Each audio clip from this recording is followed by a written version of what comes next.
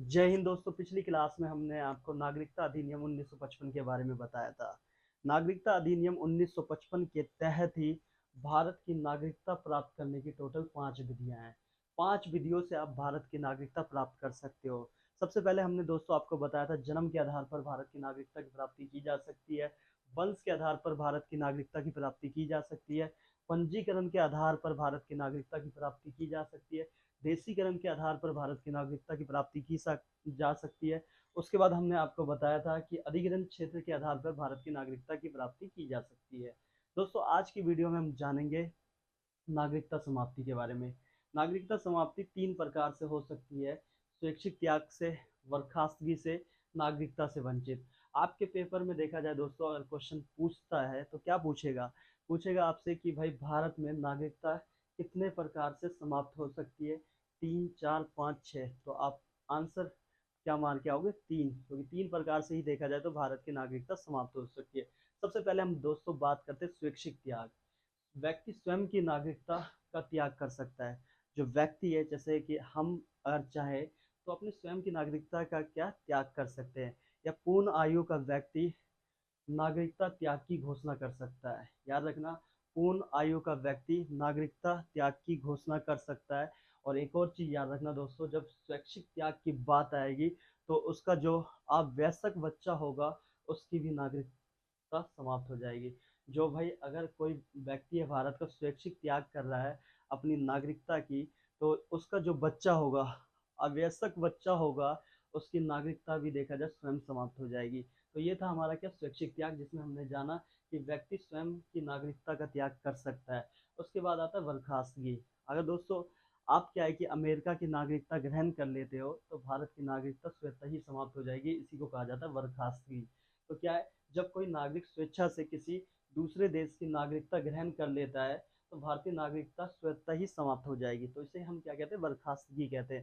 यानी आप क्या है कि कल को रूस की नागरिकता ले लो तो क्या होगा, भारत की नागरिकता स्वतः ही समाप्त हो जाएगी। तो ये ध्यान रखना, इसको ही बर्खास्तगी कहा जाता है। अब बात करेंगे दोस्तों नागरिकता से वंचित। नागरिकता से वंचित की बात करें, यदि कोई भारतीय भारतीय संविधान में निष्ठा नहीं रखता, यदि कोई भारतीय बात करे, यदि कोई भारतीय जो है संविधान में निष्ठा नहीं रखता अथवा अरुचि दिखाता है, ठीक है, संविधान में निष्ठा नहीं रखता मतलब संविधान को नहीं मानता और अरुचि दिखाता है, तो उसे क्या है, नागरिकता से वंचित कर दिया जाएगा। जाओ भाई, जब तुम हमारे देश के संविधान का को ही नहीं मानते हो तो इस देश में तुम्हारा होना ना होना हमारे लिए देखा जाए तो कोई मायने नहीं रखता। क्योंकि हमारा देश किससे चल रहा है दोस्त? संविधान से ही तो चल रहा है। फिर उसके बाद है शत्रु देश से संबंध। अगर आप खाता अगर आप खाते हो भारत का, गाते अपने बाप पाकिस्तान का, तो क्या होगा? आपको क्या है कि नागरिकता से वंचित कर दिया जाएगा। भारत में बहुत सारे ऐसे लोग हैं जो खाते इसी देश का है, पहनते इसी देश का है और सम्मान भी इसी देश से उनको मिलता है, लेकिन अक्सर देखा जाए तो भाई पाकिस्तान का राग गाने लगते हैं वो लोग। तो क्या है, जैसे ही आप शत्रु देश से संबंध रखोगे तो आपको नागरिकता से वंचित कर दिया जाएगा। राष्ट्रीयता, सुरक्षा, संप्रभुता, अखंडता आदि को प्रभावित करोगे तो आपको नागरिकता से वंचित कर दिया जाएगा, ये याद रखना।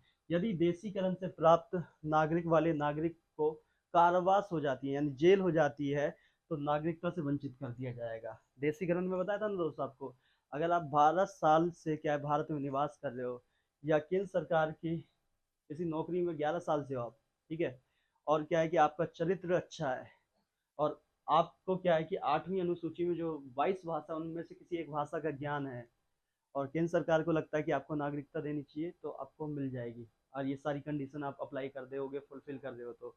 लेकिन जैसे ही आप क्या है कि भाई क्राइम कर देते हो और आपको जेल हो जाती है तो समझ जाना दोस्त, आपकी नागरिकता समाप्त हो जाएगी, जिसे देशीकरण के आधार पर नागरिकता मिली हुई थी। उसके बाद यदि कोई नागरिक सरकार को बिना सूचित किए 7 वर्ष तक क्या लापता रहता है, यानी कि कोई खोज खबर नहीं, 7 वर्षों से उसके बारे में कोई पता नहीं, ठीक है, कोई भी नहीं पता, कुछ पता नहीं है, तो उसे क्या है कि उसे क्या है, नागरिकता से वंचित कर दिया जाएगा।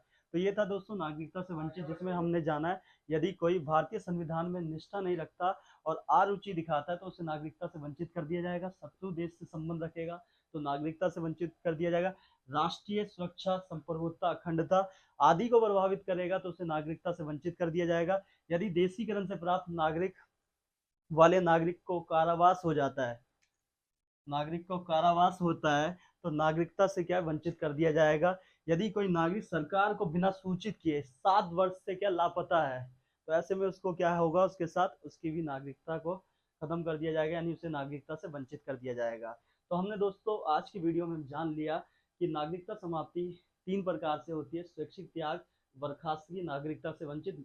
स्वैच्छिक त्याग में हमने आपको बताया व्यक्ति स्वयं की नागरिकता का त्याग कर सकता है, या पूर्ण आयु का व्यक्ति नागरिकता की क्या त्याग की घोषणा कर सकता है, और उसके आवश्यक बच्चे की भी नागरिकता समाप्त हो जाएगी, ये याद रखना। बर्खास्तगी में हमने बताया कि अगर जब कभी भी आप दूसरे देश की नागरिकता ग्रहण करते हो तो आपके अपने देश की नागरिकता स्वतः ही समाप्त हो जाएगी।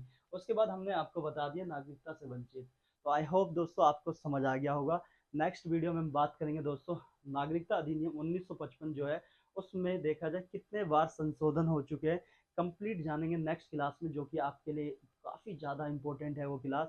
तो आई होप, आशा करता हूँ मैं कि आपको ये क्लासेस समझ आ रही होगी, और तमाम दोस्तों के साथ प्लीज़ साझा करना मत भूलिएगा। नेक्स्ट वीडियो में मिलते हैं, अभी के लिए बस इतना ही दोस्तों। जय हिंद।